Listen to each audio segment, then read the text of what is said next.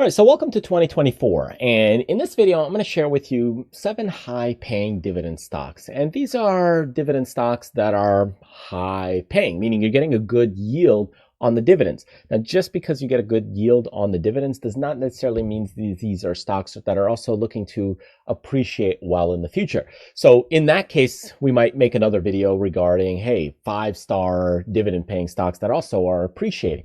But in this case, what I'm really looking at is the return on that dividend. So in those cases, sometimes the stock is going down, but you're getting a high dividend waiting for that stock to turn around. So I'm going to give you kind of my list for 2024 and some of the things to watch. But just keep that in mind that sometimes with a higher paying dividend, you're not always getting a stock that's also appreciating, because that's how they compensate one for the other. Anyways, the first one we're going to start out with is we're going to take a look at Verizon. Okay, Verizon has been actually trending to the upside here recently. So as it continues to press to the upside, it's been doing actually quite well by the looks of the chart. So if you look at it overall though, on the weekly basis from 2020 to 2021, it has went down to about that $30 per share. And now we're coming back into around the $40 price level. So it's doing well in that case.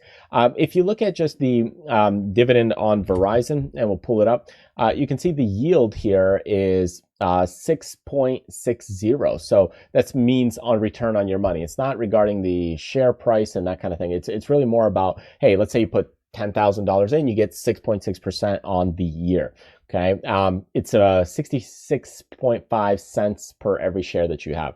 So Verizon is the first one. One that also goes with it is also AT&T. So if we pull that one up and we take a look at it, also you've got a 6.35. So compare that to Verizon, 6.6. You get Verizon a little bit more, but AT&T a little bit of a cheaper stock price. So you can see this one's at around $17, whereas the other one is near the $40 price level. So that's kind of one of the bigger differences. Now, one thing here also, if we go in and just take a look at this descending trend line right here.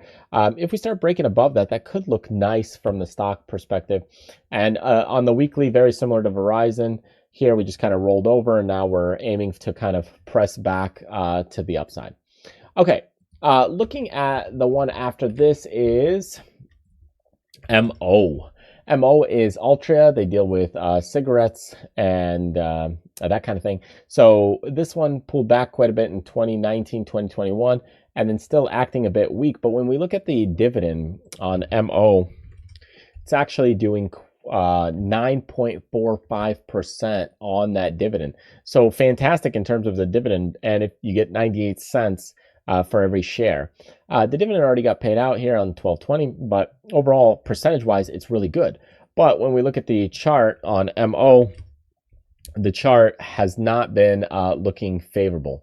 In fact, we had a little bit of trouble here in July, and then also some in October. There's some issues there that, flashed down right there. September, November, boom, big gap down, try to come back, gap down, trying to come back. So it's still trending to the downside, but you do get a much nicer dividend percentage, even much more so than Verizon. Next one I want to chat about is Pfizer. Pfizer's drug company also, as you can see, a lot of these drug companies pay very well. If we look at the monthly, one thing I like about Pfizer is coming back into these lower price levels. We're almost back at, call it a 5-year low, back into 2015, almost a 10-year, going back into 2015, 2016, you got 2019, and even 2023. We're coming into that support level, and the stock has tanked recently around 2022 and now 2023. It's just been going down quite a bit. And now, if we look at kind of the weekly chart, we're trying to get a little bit of a bounce recently, but nevertheless, the stock's been acting weak and just going to the downside.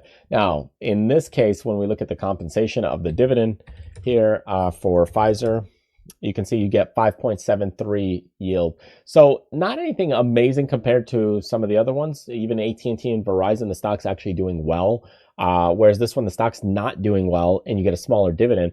But this one actually has a pretty decent potential to bounce because it's coming into some longer term lows. Okay. The next one I want to take a look at, we're going to look at is IBM, Big Blue as they call it. IBM has a tad bit of a smaller dividend yield. It's 4.16, still pretty good, $1.66 for every share, but the stock is a little bit more expensive. If we look at IBM, the one nice thing about IBM is it's actually been trending to the upside. So when you get such a nice dividend and you're also trending to the upside, this is a huge win. So when you look at it, we have kind of a little bit of a upward support that got broken, then came back. It acted as resistance right here. So overall, the stock continues to do pretty well as we continue to move to the upside. We're getting a little pullback here recently, but nevertheless, the stock's been moving pretty well. And with that kind of dividend of 4.16, I mean, it's still quite nice. Third one I want to, or next one I want to go, which is what? A 1, 2, 3, 4, fifth one is Walgreens, WBA. Not doing so well, hard to borrow stock, but a yield of 7.81. So again, very high percentage dividend on the WBA. So when we look at this WBA and we look at kind of the monthly, just look at the monthly stock here in 2015, just continues to go down. Nothing amazing in terms of company here, but the dividend is real nice, and this is where you be a little more careful with these stocks, because as they keep going down, you are getting good dividend, but now you are starting to see a little bit of light here. Over the last couple months, it was going sideways, and now you're starting to get a little bit of push around December, and then January here, we got the earnings came down, and it's trying to press a little bit. So we got this little bit pop move to the upside, but longer term trend's still been going down. However, the good news is you are getting 7.81% dividend. So that helps offset the downward pressure on the stock. Next big one we're going to talk about is Ford. This is one that's been around for a long time, as you guys know, and dividend yield of 5.06 or 15 cents per every share. And you can see the shares are pretty cheap, $11.85. So if you don't have a lot of capital, it's not a bad one to kind of take a look at. So if we go in and look at Ford and we check out kind of the monthly, I mean, that stock hasn't really done too much. We've been between that $17.50 range and $5.50 all the way dating back. I mean, we had some lows down here. This, 2009, $1.40. But overall, I mean, this stock's been in this trading range for quite some time. So around, call it 1640, 1650 has been the kind of the high, and about 950.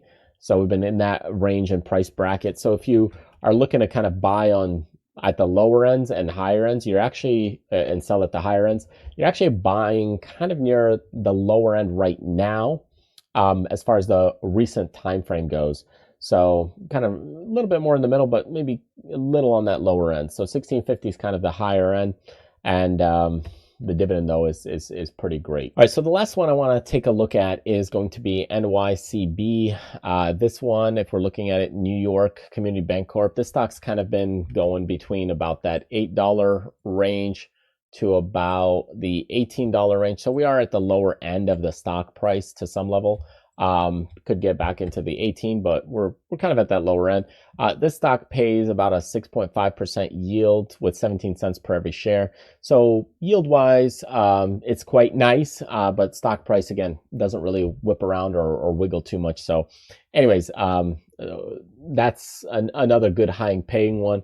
Remember that if you're looking for a high paying dividend stock, a lot of them don't appreciate much because, well, the dividend is making up for the fact that they aren't stocks that usually appreciate. They're a little bit, maybe could be stable, could be going down, but the higher that dividend, usually it's offsetting something else, which is, hey, the stock's not appreciating as much. So they have to give a little bit more of a dividend to keep that stock price or the stock itself more attractive. Anyways, thanks for joining me. Feel free to check out some of the other videos and freebies and PDFs we have on the website, and I will see you next time. Take care.